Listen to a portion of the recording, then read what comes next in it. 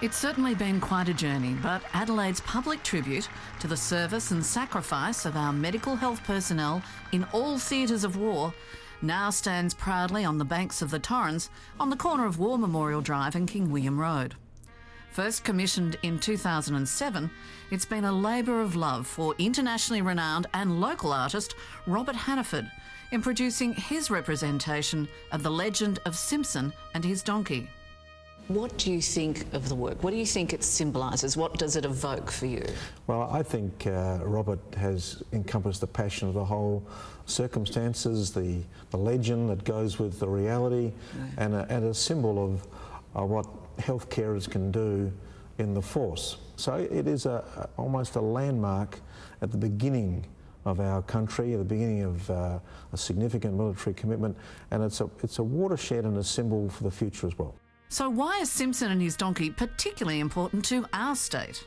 Well, there's a huge South Australian connection because the unit was pretty well raised in South Australia. Now, a lot of Queenslanders involved, and the unit was rounded out in Western Australia, in Fremantle in fact.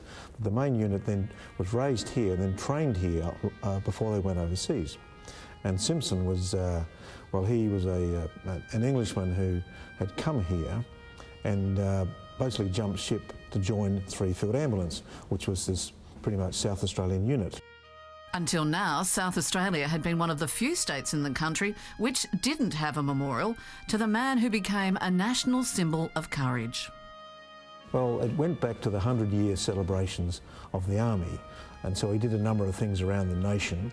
And we went to the Lord Mayor here, it was Michael Harbison at the time, and said, look, the city has got some strong links, we should do something. For example, how about a statue of Simpson and his donkey? And he said, oh, what a good idea, why don't we get Robert Hannaford to do it? And we thought, okay, so pretty much that's where it started. All the sculptures of Simpson that I've seen, and I've seen them all, don't look anything like him. There are a few photographs of him, so I want to particularly get a very good likeness of the man and his body. He was very muscly, strong.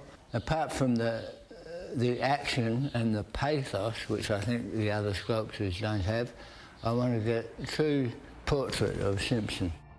And what a job that became. The sculptor started with lines on paper, then a clay maquette, which evolved into this life-size clay creation before his final bronze tribute. Sculpture is different to painting. You know, the 3 dimensions, you've got to really know what you're doing. And that's what I love about it. You've got to explore the whole form. That's why it's, you work right around it. It's got to look right from every angle. And then the form itself has got to be dynamic. It's not a matter of just copying what you see. Well, it's the same with painting.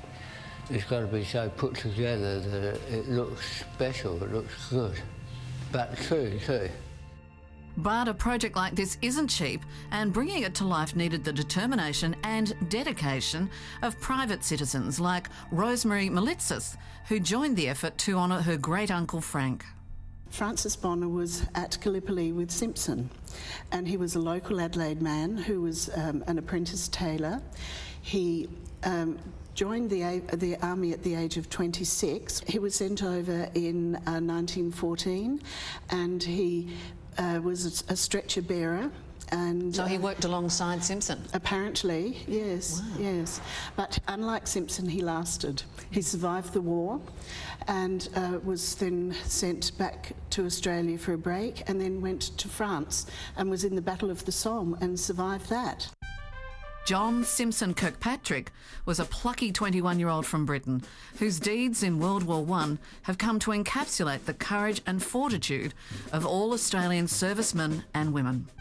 Day and night, Simpson ferried the wounded to safety at Anzac Cove until the unarmed soldier was finally killed by machine gun fire.